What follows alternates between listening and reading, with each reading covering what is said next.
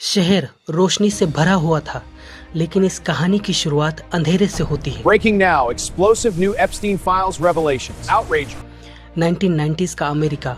एक आदमी अचानक सोसाइटी के टॉप सर्कल में दिखने लगता है। Private jets, luxury mansions, elite parties, हर जगह उसकी पहचान। लोग पूछते हैं, ये करता क्या है? जवाब कभी क्लियर नहीं होता, बस इतना कहा जाता है, ये करता क्या है? बहुत बड़े लोगों का पैसा मैनेज करता है। पर पैसा सिर्फ पावर नहीं देता, पैसा रास्ते खोलता है। धीरे धीरे वो कैरिबियन के बीच एक प्राइवेट आइलैंड खरीद लेता है। खूबसूरत जगह, नीला समुंदर, शांति।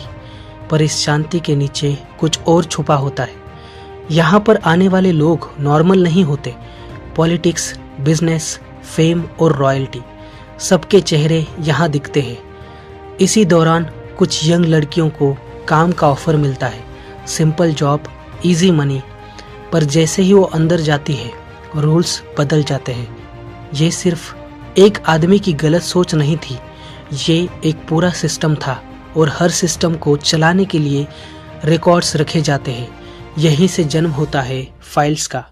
सालों तक कोई कुछ नहीं बोलता, जो बोलता भी है उसकी आवाज़ कहीं खो जाती है। क्योंकि जब आपके पास पावरफुल लोगों के राज होते हैं, तो कानून भी धीरे धीरे चलने लगता है। 2008 में पहली बार उस आदमी पर केस होता है। चार्जेस बड़े होते हैं, पर सज़ा छोटी। ये सिर्फ एक लीगल डिसीजन नहीं था, ये एक सिग्नल था। इस आदमी को छेड़ना महंगा पड़ सकता है। टाइम बीतता रहता है, पर हर राज ज़्यादा देर तक छुपा नहीं रहता।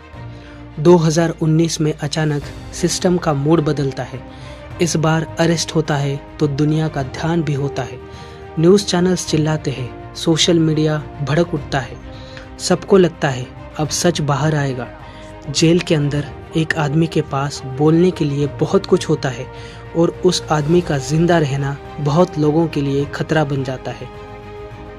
फिर आती है एक रात, और सुबह खेल खत्म।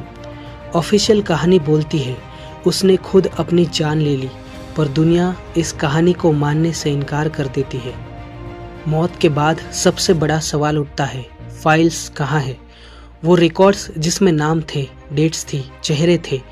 कुछ डॉक्यूमेंट्स पब्लिक होते हैं, कुछ नाम सुनाई देते हैं, पर हर जगह एक पर्दा लगा रहता है। कानून कहता है नाम आना जुर्म नहीं होता, और इसी एक लाइन के पीछे सब कुछ छिप जाता है, रुक जाता है। उस आदमी की साथी को सज़ा मिलती है, पर जिन लोगों के लिए ये सिस्टम बना था, वो कभी सिस्टम्स के सामने खड़े ही नहीं होते। टाइम के साथ ये कहानी मीम बन जाती है, जोक्स में बदल जाती है, पर असल में ये जोक नहीं, ये एक याद दिलाने वाली बात है कि जब सच बहुत बड़ा हो जाता है, तो उसे चुप करवाने के लिए सिर्फ एक आदमी को ख़त्म करना काफ़ी होता है। आज भी सवाल वही है, क्या सब कुछ खत्म हो गया, या फिर जो हम देख रहे हैं वो सिर्फ सरफेस है? कहानी यही रुकती है, या कहानी यहीं से शुरू होती है?